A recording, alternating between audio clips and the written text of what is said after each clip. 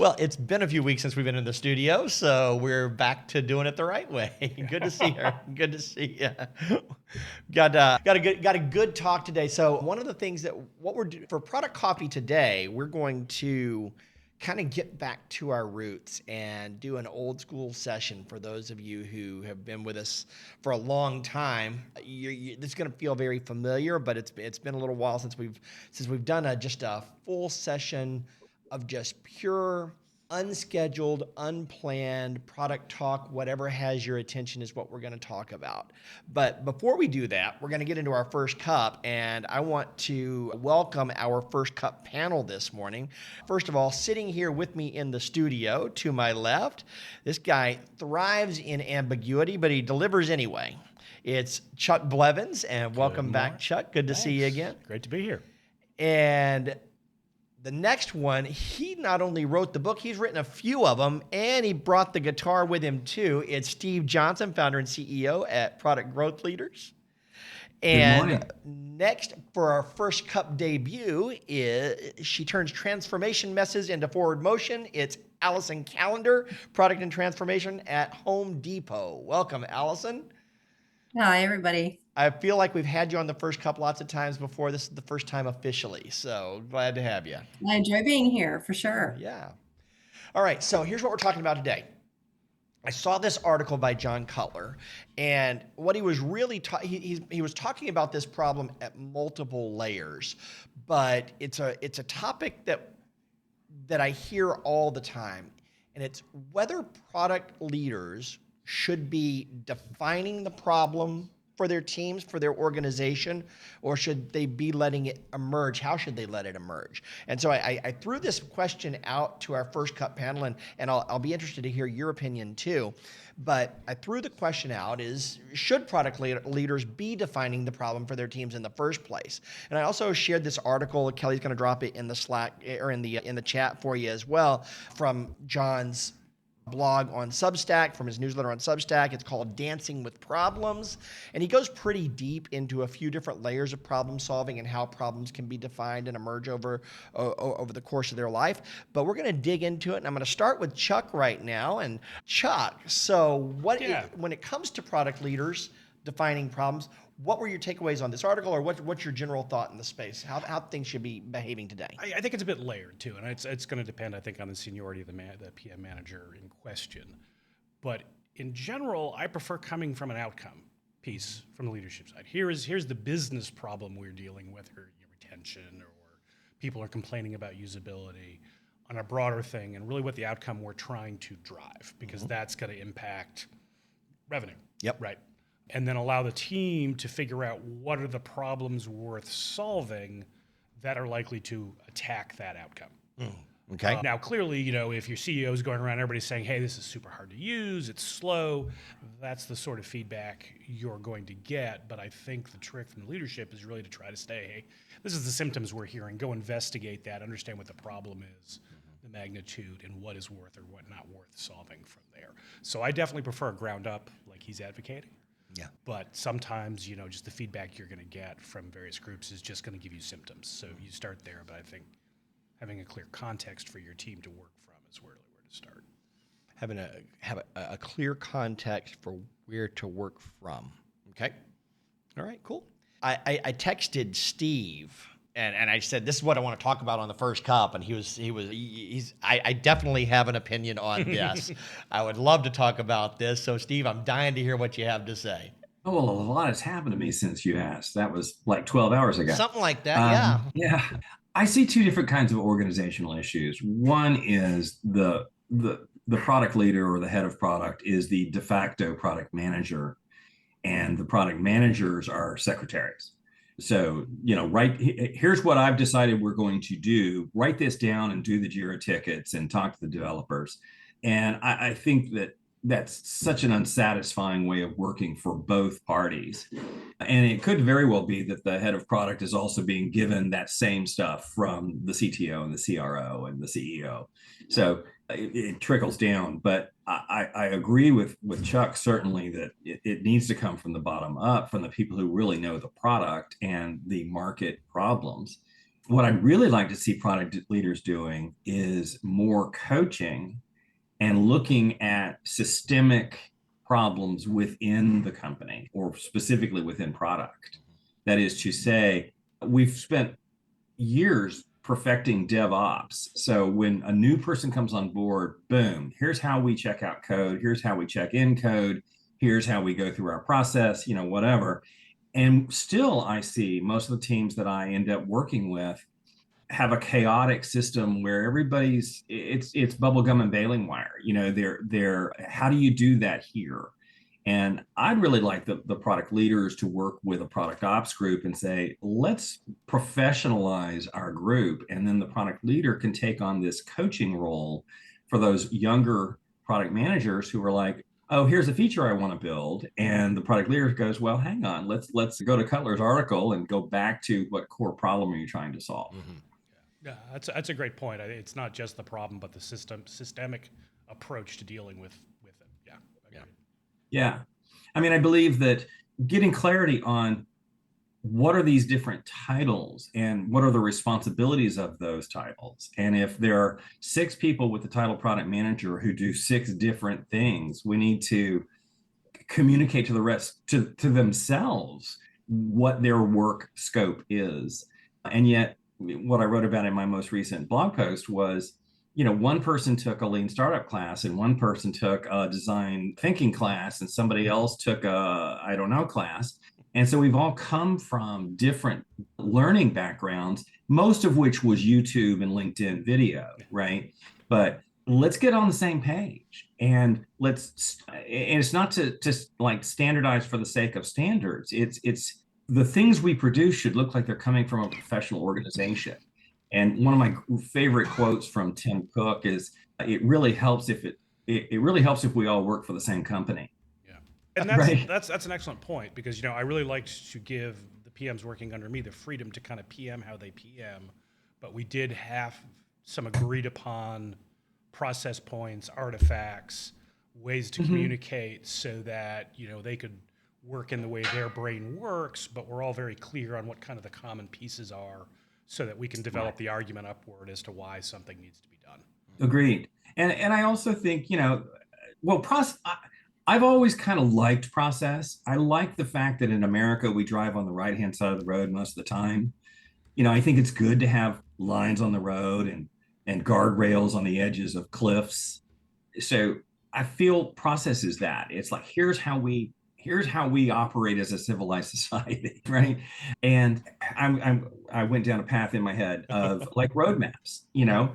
One person does a Gantt chart for a roadmap, somebody else does 3-column now next later, and somebody else does a Word document for 37 pages. We've been reading over the last 6 months. I'm astounded to see that the PRD has come back somehow. I thought that was gone 15, 20 years ago. And people are writing these dense documents of how I want the feature to be and what I want the bullet to look like and how rounded are the corners of the buttons and what hex code do you use. Are you seeing them go to that level of detail in these PRDs? Oh yeah, it's free. That's not even a PRD. That's a specification. Yeah. That's a software spec. Do you think that's a reaction to the fact that AI is writing it, so we're just trying to look like there's some professional consistency in it? No, I don't think so. I think it's been going on kind of silently behind the scenes because so few product managers have ever been trained in product management. 40% of product managers are engineers. And so they're like, hey, I'm a product manager now. Finally, we'll do this stuff right. I'm going to tell the developers exactly what to build. And I'm like, whoa, wait a minute. Let's bring Allyson in. Allyson, we gave you a good warm up there. You got your warm up act here. So you're Home Depot over the last 10, 15 years has been the definition of product transformation. They've gone from a very IT, CIO-centric organization to thinking about almost everything they do internally as products. So when you think about that evolution and what you've seen, what's your reaction to our core question and then maybe to the article too? Yeah, I really thought there was a lot of interesting content in the article, and it did resonate with me against the context of Home Depot. So what we found at Home Depot, right, is that transition from kind of building to customer back building, right? Like how do you How do you bring the customer in? How do you design for the customer? How do you define a problem? Was a good sort of exercise in organizational change management. We had to change manage ourselves and introduce product between the business and IT, because every business person, every director had their favorite IT guy. And when you have a problem, you just go to IT Mhm. and demand it be done by your favorite person. And then IT is overwhelmed and people are building things at cross purposes. And of course, you set this product organization in the center and say, look, we're going to try to organize this. We're going to put new roles in place. We have to tell you what your new role is now that we have a new role, what IT's new role is now that we have a new role. And it took a whole second to change manage the product organization. Once we got everybody kind of understanding what the new roles were, they started getting really good at Mhm. defining problems. And I think the reason they get really good at defining problems is they want their stuff prioritized. So to me, it really becomes more of a prioritization question. I think a lot of people can get very good at problem definition, right? IT can come and tell you, we have a TLM issue, and here's the value of it, here's the context around it, here's why it is we need to do this now. Please put your resources towards this.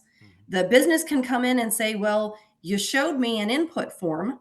I understand now how to tell you the value about the problem, not to present it to you as a solution. I can get really good at this because it benefits me to get good at defining a problem. So there's more than one role that can define a problem. They get good at it because they need your resources. For me, what I found in the article that was really interesting is where we get sort of wrapped around the axle in prioritization. Like now everybody has great problems. We're getting good problem definition. We've got a great system for intake. We've got a backlog that goes for miles. How do we prioritize that? And what was interesting to me is the fact that as product managers, where we found our most recent challenge is in how do you facilitate the conversation around contexts that are in different layers? So you might have a pain point as the context or the value for one problem. You might have furthering a business objective as the context for another problem. You might have TLM as the value proposition or the context for a third one. And now what you're asked to do as a product manager is prioritize what's in the next sprint. Like, how do I take those very different layers, those very different value propositions across people who are actually really good now at defining problems and say, well, this is where we all have to agree our resources and our funding need to go. And those layers that were in the article talking about how those contexts could be very different across multiple problems that are pressing at once was really interesting to me. Like, how do we get good at comparing those different layers of context and working with our stakeholders to prioritize against those all at the same time? And I really liked the contextualization in the article about how problems can look different and they can have different values. It's not just all about which one of these brings the most revenue. Mhm. Sometimes it's cost out, sometimes it's pain points, sometimes it can be, like Steve said, it can be like this is an ugly screen and users are having a hard time using it, or I want the button to look different, or I can't find the function. There can be lots of different contexts, and I liked how the article brought all that out. Yeah, I'm that's a great example, and like I said, I think you gave a good example, a couple of good examples of how the transformation has evolved. And I hear a lot of companies or a lot of people from a lot of companies say, where we're an IT organization, we're trying to do a product transformation. And I think Home Depot is one of the ones that has done it most successfully. I think they're actually a great poster child and template for how it ought to be done. And you said a whole second. I think it was about 10 years Yeah. that it took, but it's been an impressive move. It's still Well, an going, enterprise yeah. timeline, that's about a second. Yeah, right? Right. Yeah, but it's been very impressive to watch from the outside and to talk to all my colleagues and friends. And I'm really glad you can be here. I wanted to, first of all, we tend to have we have a panel for First Cup, and that's to kind of make sure that we've got a few people that are ready to get the conversation started.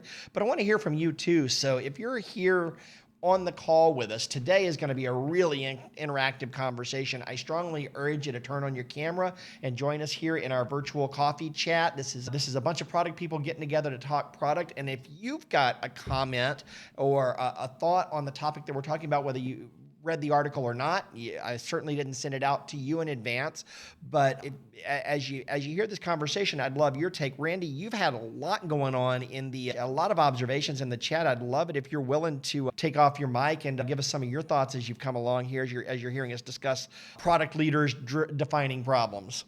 Yeah, I think when I heard, especially with Allyson, it kind of reminded me with a situation I was given 20 years ago when I was asked by my IT director. We had a 150 plus IT staff managing, I think, 6 manufacturing sites and probably 4 or 5 functional areas. And he told me to help him understand what it meant to manage IT like a business. That was his problem situation. And basically, back to Allyson, we were a mess. We were in the process, due to growth, of probably doing more to fix things than to build things. And one of the visuals I came up with was Gulliver, and all the problems were the little people kind of roping Gulliver down where he couldn't do anything. And one of the first things we did was to basically implement a common request process. And it basically was, because prior to that, it was right after a downturn, and we got asked by our executives, what have you done the last year? Why'd you do it? And what was the value? Mm-hmm. And we did all kinds of stuff. But the reason why was because our customers asked us, and we couldn't state what the value was. So I think those last 2 questions and lack of an answer would drive something like what I call was a portfolio management system, which was managing the multiples. Mm-hmm. So you're managing across manufacturing sites with different combinations of systems, different combinations of strategy, and also layered on top of that were probably 4 of the 8 company functional areas. So we had manufacturing, ordering, engineering, service. Some of the functional areas were outside of it. So again, it was managing those multiples, which weren't necessarily consistent. They were apples and oranges. And that was part of why I said, okay, this is really what you're saying, Allyson, is we want to create a portfolio management system where you basically have common funnels in, but then that doesn't solve all the problem. Then it comes to the prioritization. And obviously, if you're comparing apples to apples, you can say, okay, which one is the preferable choice? But then if it's apples to oranges, and that's when I made the comment about democracy. Mm-hmm. And I think basically there may be times where there's no brainers, where all of a sudden all the indicators say, put your money towards this project or product versus that. But to me, in a democracy, is like you're given a fair shot. Everybody gets a piece of the pie, even though one may be bigger. Mm. So again, that's kind of where I also made a comment about basic scorecard. If anybody is, or balanced scorecard, I think it's called, is basically where you have leading and lagging indicators going from both.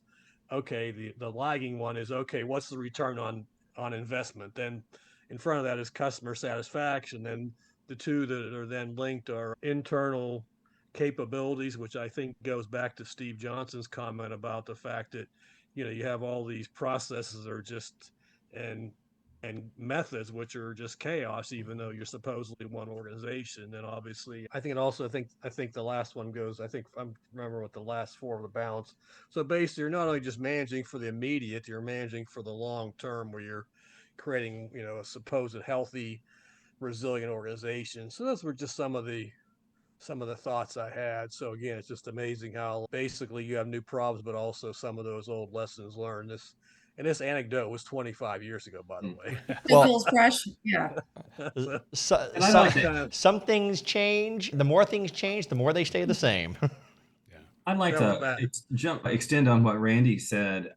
The other challenge is, for some reason, IT, everybody seems to think we have unlimited resources. I mean, salespeople do, right? They've got an American Express card, corporate card. They can buy whatever they want, but we've got a limited budget, right? Mm-hmm. And everybody's like, why are you not working on my thing? And you're right. Like, dude, do you see the line out there of people who have stuff they want us to do? And so we have to prioritize for, what's the best outcome for our customer, whether internal or external, as well as what's healthy for our business going forward.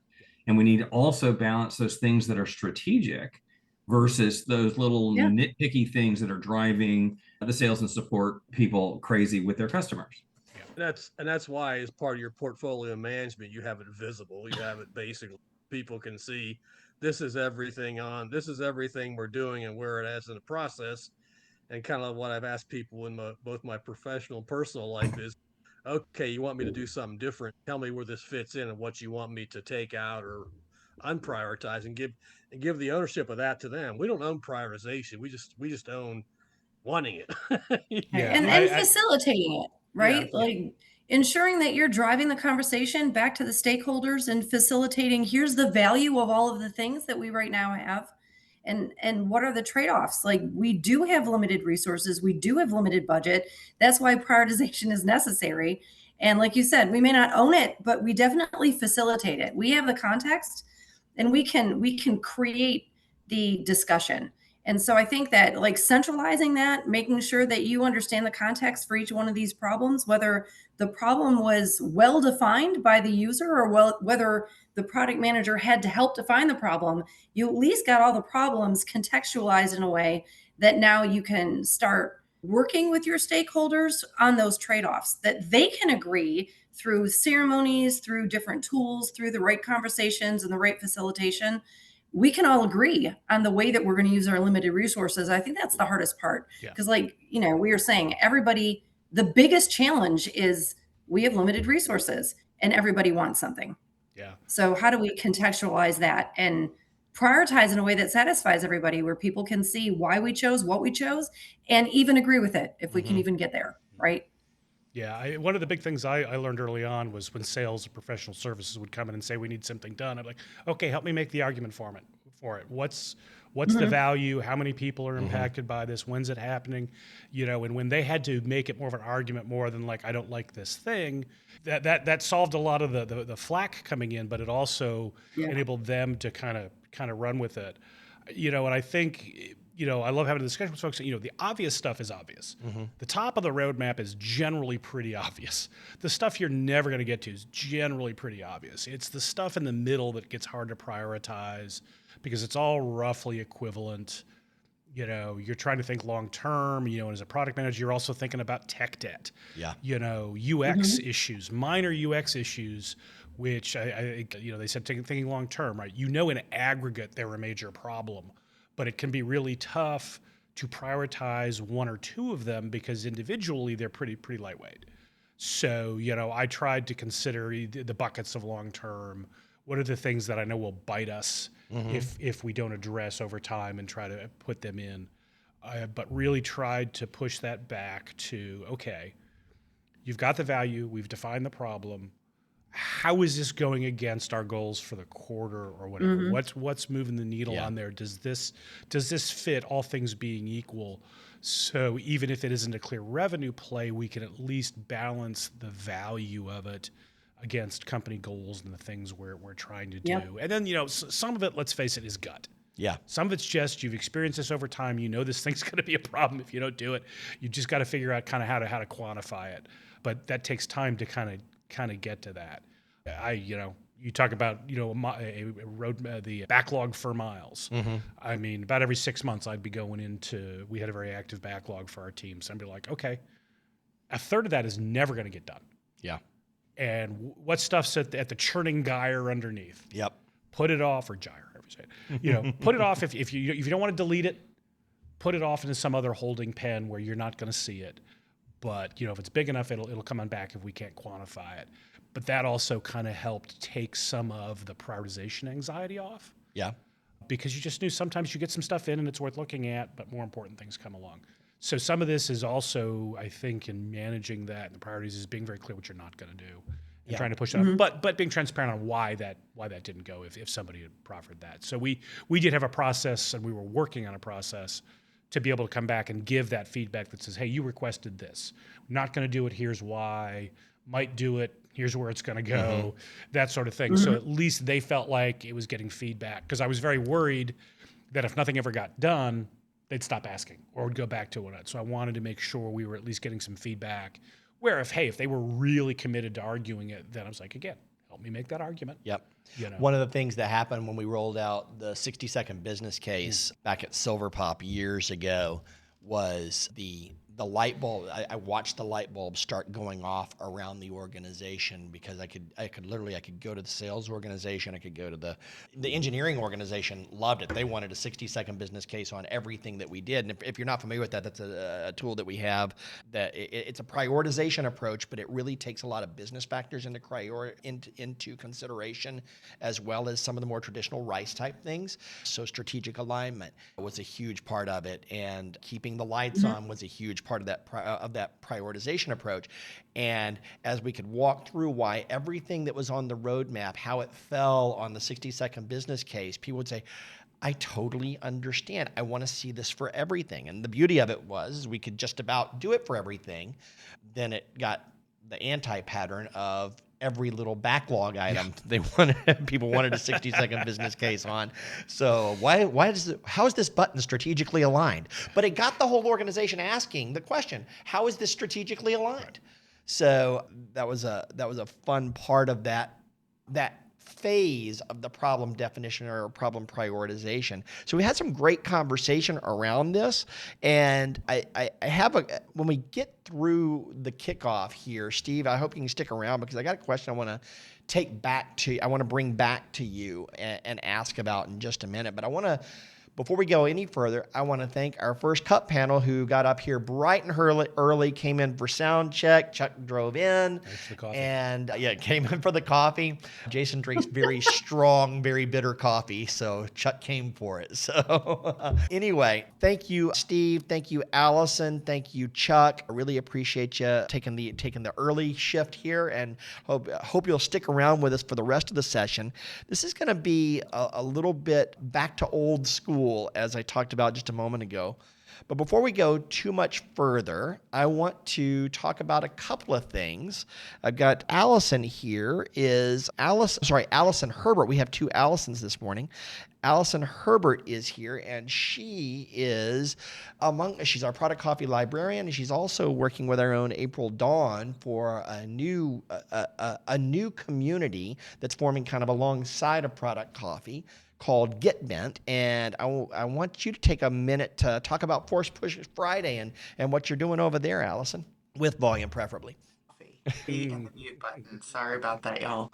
Good morning, everyone. So, right, as Jason mentioned, product coffee librarian, but also a mentor. That's a new term we're going to start using probably around here. So, I'm really excited to have this community celebrating our 1 month this week. So, we've been around for a couple weeks now, really getting to know each other in the community. It's a community of folks building with AI.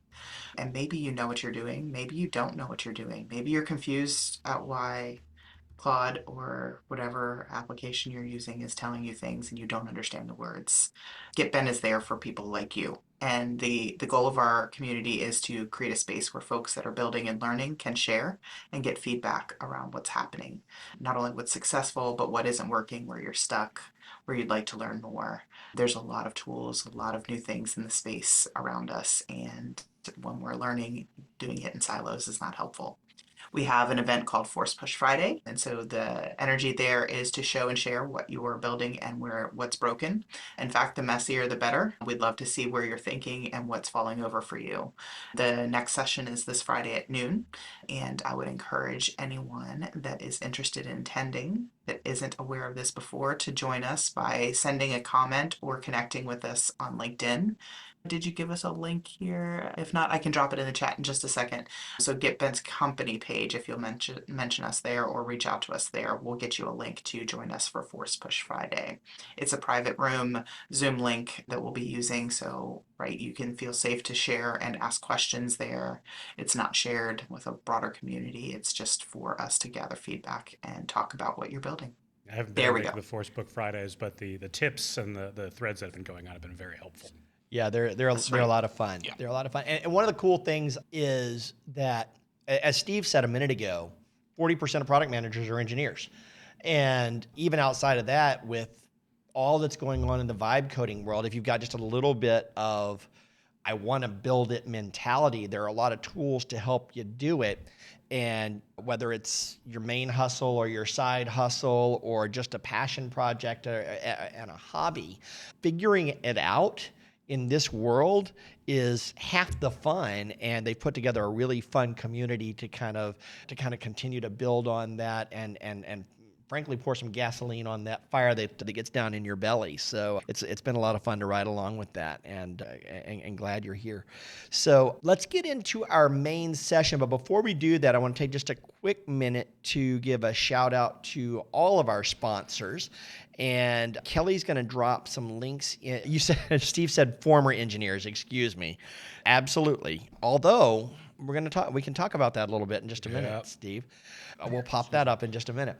So I want to thank all of our sponsors, especially our friends here at Podium Studios who host us in this awesome studio every week and give us this professional production. If you've been with us since the beginning, you remember when I was hosting this from my home office with a little neon light in the background, and it looked great and all, and that's fantastic. But the whole level of what we're able to do here when I'm not focused on just making the cameras go and can actually be here and be part of the discussion and not just producing at the same time. The lighting makes us look 20 years younger. That is true. And I need every day of it. So thank you, Podium Studios. Anyway, check out the links on the website. What we ask you to do is get to know all of our sponsors. And if there's somebody in your network that you can introduce one of our sponsors to, or if you can give them an opportunity to capture your attention, to compete for your attention, or to compete for your business, please give them a chance to compete. That's all they ask for, and in return, they support our community every week so that we can do this live show for you and so that we can provide a lot of other tools and resources and services to the product management community. We're glad to have them. So next up, I do want to switch gears into a couple of other things. First of all, next week, we got a treat, and it should be pretty fun. Mayla Clark has Mayla Clark training. She's out. She's been very heavily involved for years as the programming director for the Silicon Valley Product Management Association, but her main role is she teaches and trains professionals on presentation and presence and professional presence skills.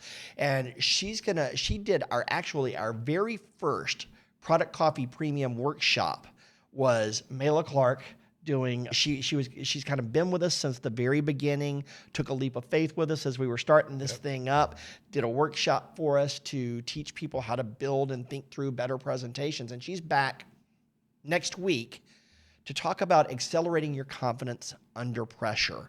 When we're in the conversations, like we kicked off the first cup with this morning about, what are the problems we need to be solved. Everybody's got a different opinion, and the right people aren't necessarily speaking up. How can you make sure that you've got the confidence to deliver the message in the way that it can be heard throughout your organization? It's one of those great skills. We call them soft skills, but it's a critical skill for product professionals. She'll be here with us next week to talk through that. We've also got a great first cup panel coming next week, so I hope you can join us for that. Put it on your calendar. Registration's already open, so you can go over to productcoffee.com and sign up for that. All right. One more thing I want to touch on, and I'm going to bring Allyson back in just a moment after we talk about this, is notes. If this is your first time here, would really encourage you to jump in our Google Doc, go to product/notes, even if it's not your first time here. And we take notes as a group instead of just taking notes for ourselves. And you can save this Google Doc to your own drive. It'll be there forever for you to come back to. And it helps so that I can sit here and we can have this conversation instead of me typing a bunch of notes as we're going. So please be a part of that. If you have a thought or an article that you've seen that you think would be really relevant to a discussion or that somebody ought to see, drop it in that notes document. If you have a question that we may or may not get to, drop it in that notes document, and people can swarm on that as well. So join us in Product Coffee Notes and be a part of it that way. Allyson, one more thing I want to pull you up here for is to talk about our book club. We have a Product Coffee book club that's been going on for close to 3 years now. And Allyson is our product coffee librarian. Would you tell everybody what we're reading right now and when our next meeting is and how they can get involved? Sure. So we are reading An Inbox Between Us. You'll see that on your screen there.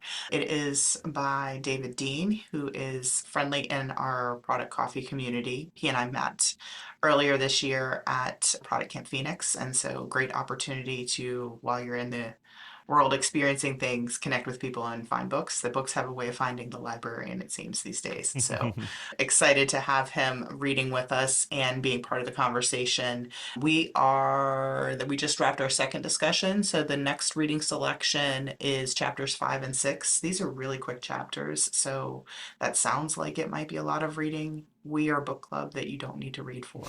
And I suspect that many folks here would be able to give value. Steve was here with us last time and, can lean in on not needing to be an expert reader or caught up on the reading to still participate and get value from the conversation. We read about 2 chapters or 3 chapters. We may go to 3. There's a couple of chapters with this book. And so the next session is the 17th and it's at 2 p.m. Eastern. If you're interested in joining us, com/book club. It's in the chat here as well. Sign up. We'll send you an email on all things related to the book.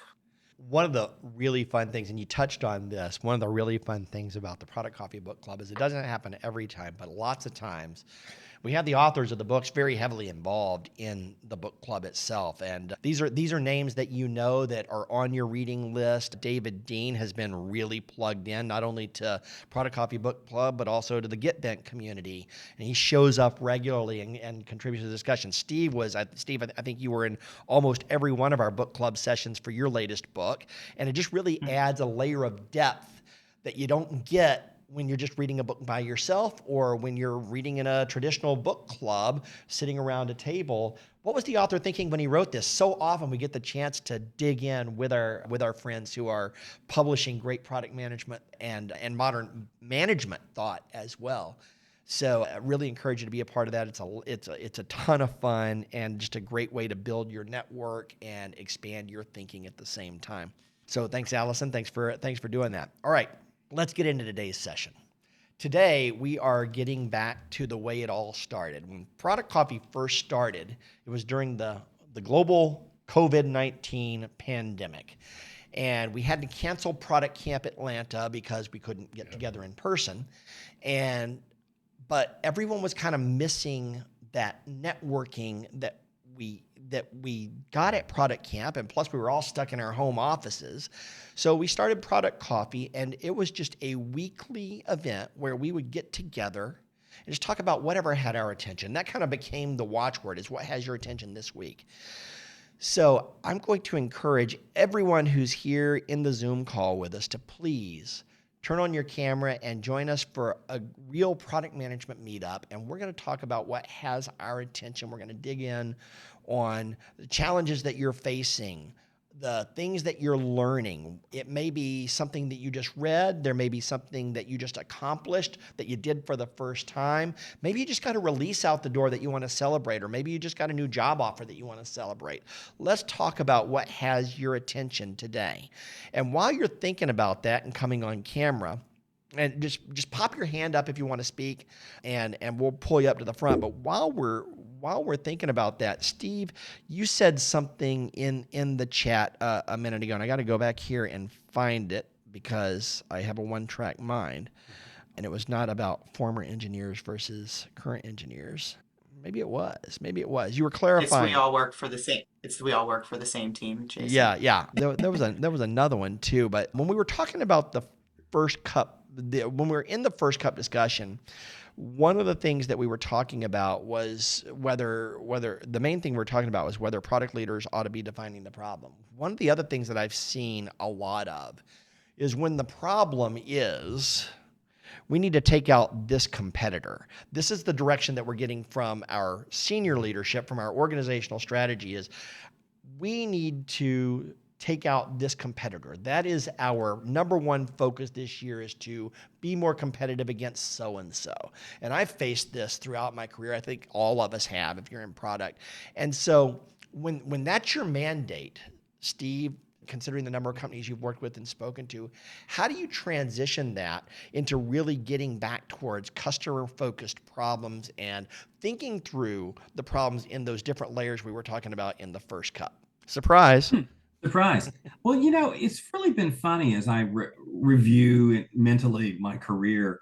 I've had so many good experiences. I mean, I've had some terrible experiences, but still, in general, my first development team, I said, how can I work with you? And they're like, bring me problems. And I'm like, oh, good, I know how to do that. I thought they were going to want specs. My first one of the first presidents I worked closely with said, if you have to be obsessed about something, be obsessed about customers, not competitors. Mm-hmm. And I do see every every sales team says, I don't want the product we have. I want the other guy's product. And I'm like, great, go work for them. And he's like, well, I can't get a job there because, their product's good. But there are so many things we could do. Comparing yourself to the competitor doesn't mean that what they're doing is right. It's just different, right? There was when websites were kind of still a new thing. This one company had this super converting website, but the executives complained that their website didn't look like their competitor's website. So the marketing team changed their converting website to one that was more of a brochure website like their competitors had, and suddenly their website wasn't converting anymore. Don't measure yourself by your competition. Measure yourself by your customer satisfaction. Yeah. Amen. Yeah. Amen. I think, a lot of that comes down to, well, you're just competing on features. And it's like the old days in the 90s where you were selling stereos, and just, well, it's got this switch, it's got that switch. Well, yeah, it still sounds horrible. So, if you're competing on features, you are missing the point. Yeah, and I'm going to circle back to that. I see Allison's got her hand up. Allyson Callender's got her hand up. So jump on in here, Allyson. What's got your attention this morning? And by the way, if it's your first time, even if we come back around to Randy too, introduce yourself and tell everybody where you're from and what has your attention right now. Allyson, you're up.